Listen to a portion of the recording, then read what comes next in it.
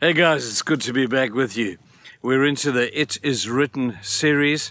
This is the first It Is Written that I have chosen to bring to you today. In Mark chapter 11 from verse 12 to 17, Jesus gives us a very great It Is Written. But the preamble to this particular It Is Written is interesting. Jesus is dealing with the issue of hypocrisy. He talks about the tree that he cursed. It was a tree that was a hypocrite. The tree promised a lot but delivered nothing. And Jesus said, that's like some of you. You look like you've got it going. You look like you've got it all made. But at the end of the day, you have nothing to deliver. And then he goes to the temple. And let me read to you what takes place in the temple. He sees the epitome of hypocrisy and the epitome of injustice. Let me read this to you.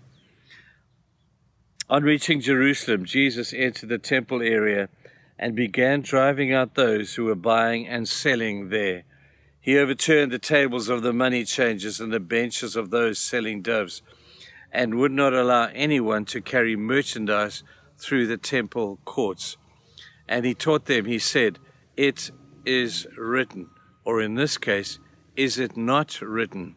My house shall be called a house of prayer for all nations, but you have made it a den of robbers." Jesus is in a bad mood, as it were. Jesus is out there to avenge those who have had injustice served upon them, and he does it physically. You know, we always say that anger is we've been told that anger is a bad thing, it's a negative emotion. I'm not so sure. I think some of the anger that we exhibit is surely that. You know, where we get angry over the things that really at the end of the day don't count at all. We get angry over things that mean nothing. And we hurt a lot of people and we offend a lot of people by the anger that we show for superficial things. But Jesus is showing here to us the place for righteous anger, righteous indignation. And he righteously throws those people out of the temple. The one account says he got a whip and he beat them. And he chased them with the thing to say, "My Father's house is a house of prayer, and you've turned it into a den of robbers." Jesus has got a point to prove, and a very serious point for us to take note of. He's referring to the fact that the Old Testament, and especially the passages in Isaiah that we will refer to probably tomorrow, about what a true fast is about. There's a superficiality to some people's Christianity that is based upon convenience. But he's talking about here about a covenant Christianity that is an agreement with God that we will hate the things that God hates. And so we see Jesus addressing one of those things, the injustice of the abuse of power, that these people were ripping off the poor. You see, the people were coming to make their yearly sacrifice. And many of them had walked long distances, and many of them were poor and didn't have a lot of money, and they were coming to this place to make their sacrifice. But at the end of the day, there was a long journey ahead of them, and they had to leave everything behind. And so some bright spark decided that we can make money out of these people. Let's offer them their sacrifice at an exorbitant price.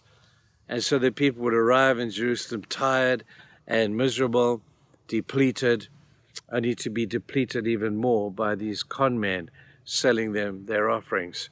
Jesus couldn't stand it.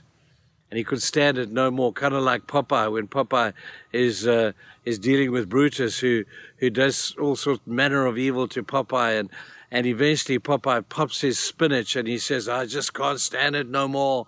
And he goes and he does what he needs to do and beat Brutus up. But people, that's a righteous indignation of saying, Jesus saying, "I can't stand this. I can't stand back and watch this happening. I have to do something about it." And for those of you who kind of know me, it's very predictable that I will use opportunities like this to speak about those who speak out strongly against issues of injustice. And Jesus points them to the temple and said, "You see this temple? This is a place of prayer." In the Old Testament, the presence of God was in that holy place. Now, he's changed residence right now, and he now lives in us. We don't need the temple anymore because we are the temple. But Jesus is saying, this is a place where you come to pray.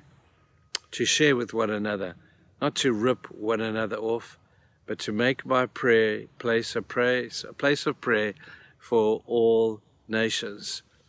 I hope, folks, that we'll look at this as another example of the robustness of Jesus. We always talk about gentle Jesus, meek and mild. I got to tell you, his meek and his mildness was very paramount. But right now we see Jesus with righteous anger in his eyes, saying to us, the things that I hate should be the things that you too hate. I hope, folks, as we go even through today, that if we see things that we just know are not the will of God, that something, just something, will rise up within us to say, I can't stand it anymore, and I need to do something about it. That's a huge ask. The implications are enormous. But think about it anyway. Bye-bye, everybody.